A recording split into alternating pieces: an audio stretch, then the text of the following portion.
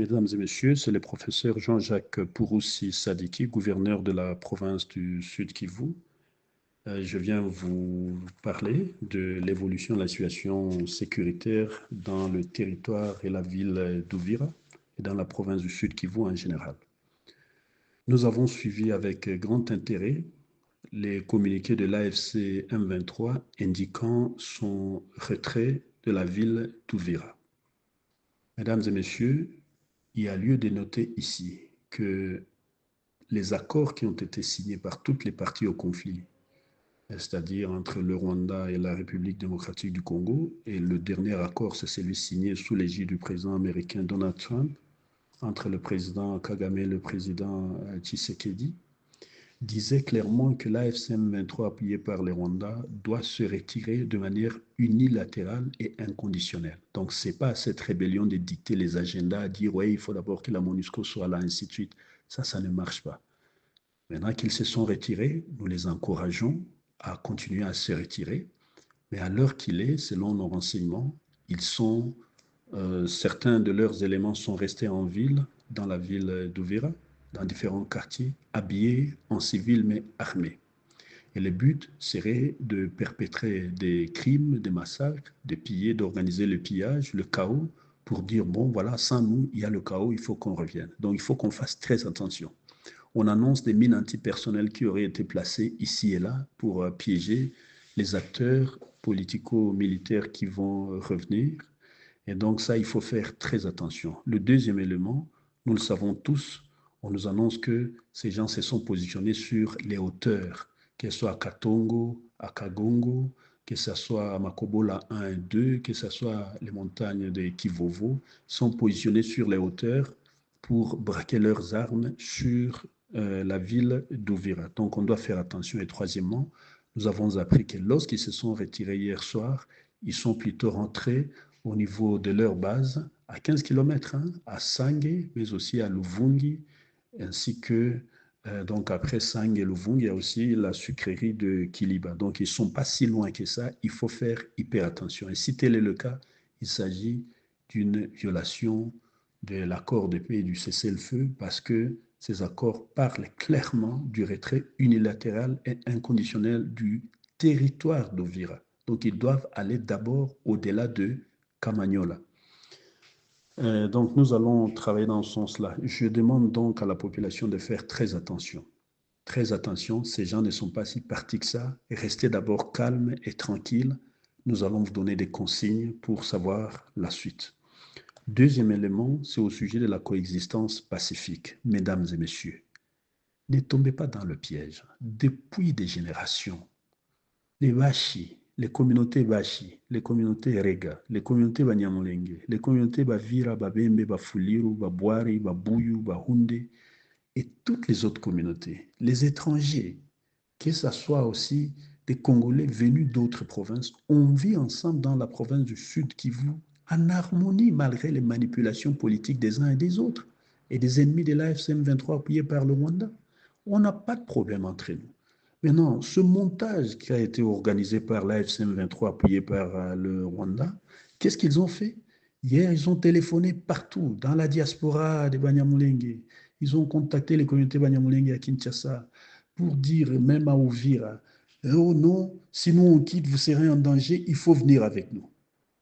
Les gens ont refusé, mais on les a forcés, contraints, forcés les doigts à la gâchette. Si vous refusez, vous allez voir.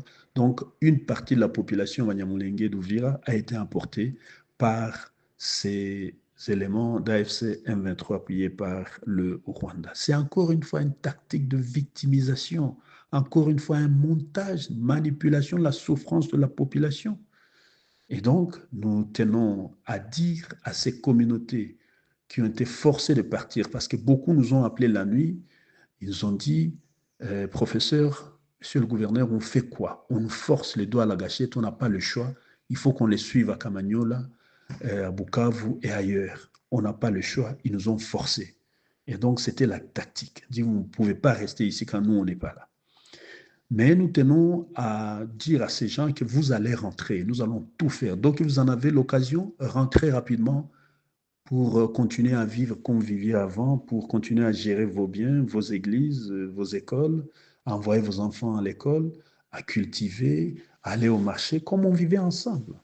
Et après ça, je tenais aussi à féliciter, à remercier les communautés Banyamulenge, leur leadership, qui ont appelé aussi, qui nous ont appelés et qui ont appelé aussi à Ouvira pour dire à leur communauté, n'acceptez pas ça. Si vous avez le moyen d'échapper à ça, à ces programmes que veut organiser la FCM 23, ne tombez pas dans le piège. Votre pays, c'est effectivement le Sud Kivu, enfin, votre province, c'est le Sud Kivu, votre pays, c'est la RDC.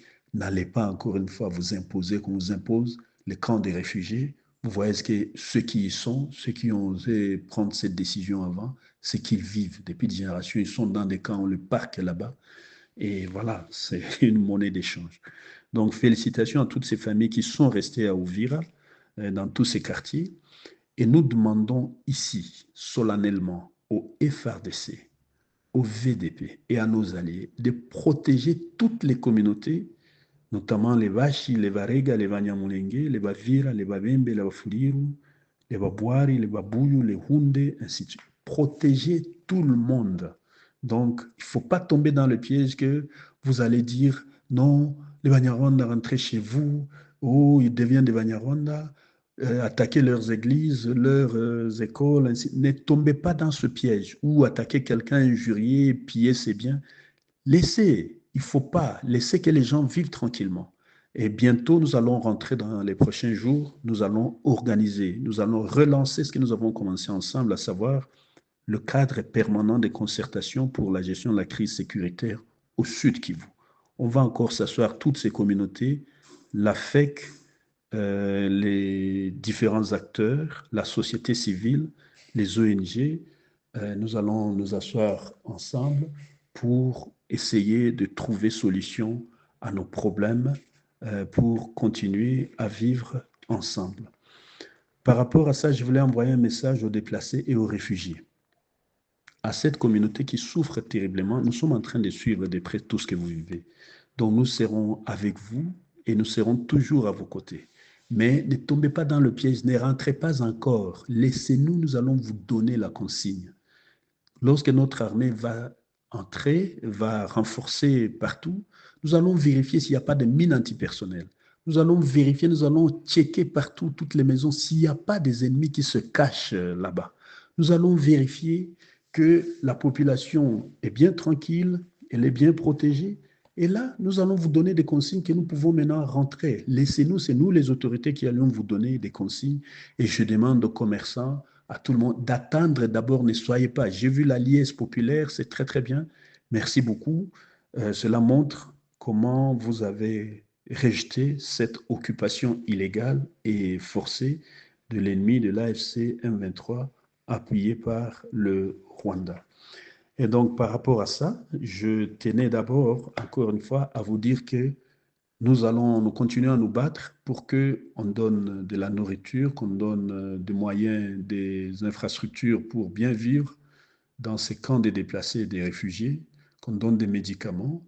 Et vous vous rappelez que nous avons fait un plaidoyer auprès du gouvernement congolais. Nous remercions le président de la République avec qui j'ai longuement parlé, la première ministre Judith Suminwa aussi, et ils ont envoyé tout de suite Madame la ministre d'État, Eve Bazaïba, qui a fait une intervention significative dans le camp.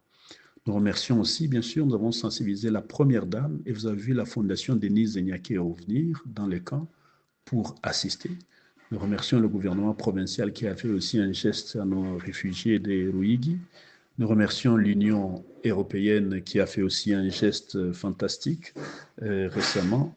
Nous remercions aussi toutes les communautés qui continuent à assister, la diaspora congolaise qui continue à se battre. Et au passage, nous remercions notre sœur Fifi Masuka Saini pour le soutien moral et psychologique qu'elle continue à nous apporter aux côtés des autres gouverneurs. Et donc, la province du Lualaba, à travers son gouverneur, sa gouverneure, maman Fifi Masuka, sont en train de se mobiliser pour apporter un geste à la province du Sud Kivu et du Nord Kivu, notamment aux populations affectées par cette guerre. Je vais communiquer là-dessus bientôt. Je termine en disant que tout ce qui a été pillé, l'AFC M23 pillé par le Rwanda, ils ne sont pas venus créer du développement. Hein? ils sont en train de détruire, humilier, violer, tuer, enlever. Hein. Vous avez vu comment ils ont, encore une fois, pillé systématiquement la province.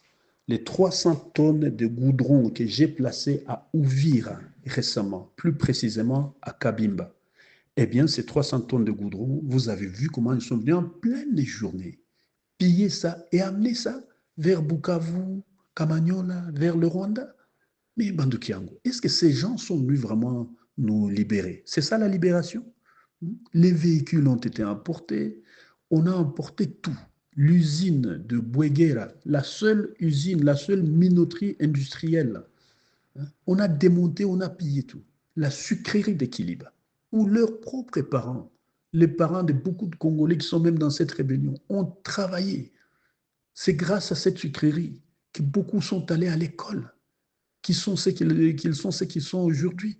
Mais non, ils pillent, ils enlèvent tout, ils démontent, ainsi de suite. On peut citer 100% des terrains et des maisons appartenant à l'État et aux particuliers qui ont fui la guerre, ils ont morcelé et vendu. Hein. Au-delà des richesses minières qui sont en train de piller systématiquement, comment les gens peuvent se comporter comme ça? Hein. Le dernier délit en date, la dernière catastrophe en date, c'est le gouverneur rebelle qui déclare, qui fait un moratoire, c'est-à-dire une obligation au personnel, aux enseignants, aux élèves de l'Athénée d'Ibanda, où leurs frères, leurs enfants, leurs familles, peut-être même leurs parents ont étudié. L'immeuble du corps de la paix qui abritait le corps de la paix de l'Athénée d'Ibanda. C'est le seul immeuble qui contient les archives de l'enseignement primaire, secondaire et technique de toute la province du Sud Kivu. C'est-à-dire, si vous manquez un diplôme, même il y a 50 ans, vous allez chercher le duplicata là-bas. Le bulletin, les programmes, les manuels scolaires. Eh bien, ils veulent brûler, ils veulent tuer, ils veulent cacher ces archives. Parce que certains d'entre eux ont étudié là. Il faut cacher les traces, il faut brûler les traces. Et demain, ils vont faire quoi? Ils vont aller s'attaquer à Bwindi, parce que certains d'entre eux, de ces responsables rebelles, sont passés par là. Il faut cacher les traces. Hein. Et donc, on veut quoi, au fait? Hein. Il faut arrêter ça. Comment on peut aller intimider ces enseignants qui souffrent terriblement, qui n'ont pas de salaire, qui n'ont plus rien? Et non, il faut les chasser, piller les archives, les détruire et vendre, morceler ces terrains, ces maisons. Il faut qu'on arrête ça. Je voulais dire à la population, courage, nous allons terminer ça. Le président de la République, chef de l'État Félix Antoine Tshisekedi Tshilombo, a pris l'engagement ferme devant la population dès qu'il a pris le pouvoir. Je vais tout faire pour amener la paix, la sécurité, la stabilité. Et voilà, nous sommes en train d'y arriver. Je vous ai toujours dit, Kopeoyo et Kosila. Voilà, nous allons rentrer dans quelques jours à Ouvira et bientôt à Bukavu et partout. Nous allons reprendre la vie. Tout ce qui nous a été volé, ne vous en faites pas. Toutes les infrastructures, des routes, ainsi de suite, qu'ils ont apportées, les usines qu'ils ont démontées, ne vous en faites pas.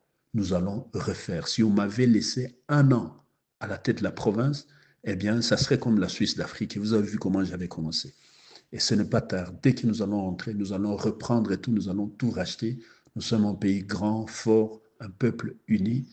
Continuons à résister et à être résilients. Nous remercions le président de la République, chef de l'État, pour son courage et sa détermination, pour ses efforts politico-diplomatiques à ramener la paix à l'Est et dans l'ensemble de la RDC. Nous remercions le président burundais, Évariste Ndayishimiye, et derrière lui, toute la population burundaise qui nous accueille, qui nous a accueillis, qui accueille nos compatriotes dans des moments difficiles. Nous remercions sincèrement les chefs d'État de la région des Grands Lacs, membres de la conférence internationale sur la région des Grands Lacs, la CIRGL. Nous leur remercions sincèrement parce qu'ils sont en train de se battre pour que la paix revienne. Nous remercions aussi toutes ces organisations sous-régionales et régionales, que ce soit East African Community, que ce soit l'Union africaine, que ce soit la SADC. Nous leur remercions pour tout ce qu'ils sont en train de faire. Mais au-dessus de tout, nous remercions aussi le président américain Donald Trump et toute son administration. Ses prédécesseurs ont abandonné cette guerre pendant 30 ans. Il est le seul qui est venu Et voilà qu'aujourd'hui, nous commençons à respirer et il nous a donné l'engagement, ça va s'arrêter et nous allons faire les affaires. Maintenant, j'en appelle aux Rwandais, aux Burundais, aux Congolais, mettons-nous la main dans la main, arrêtons ces tragédies, on est fort ensemble. Cette guerre a fait reculer le Rwanda pendant 30 ans, la RDC pendant 30 ans, le Burundi pendant 30 ans, toute la sous-région pendant 30 ans. Arrêtons ça et mettons-nous ensemble pour faire le business ensemble, pour travailler ensemble, pour évoluer ensemble. Mesdames, Messieurs, on est ensemble et bientôt à Uvira, bientôt à Bukavu. Je vous l'ai toujours dit. Et voilà, on est en train d'y arriver. Mais soyez prudents, restez d'abord là où vous êtes. Nous allons vous donner des consignes. Ne pas tomber dans le piège ennemi. C'est le professeur Jean-Jacques Pouroussi Sadiki, votre gouverneur. Merci.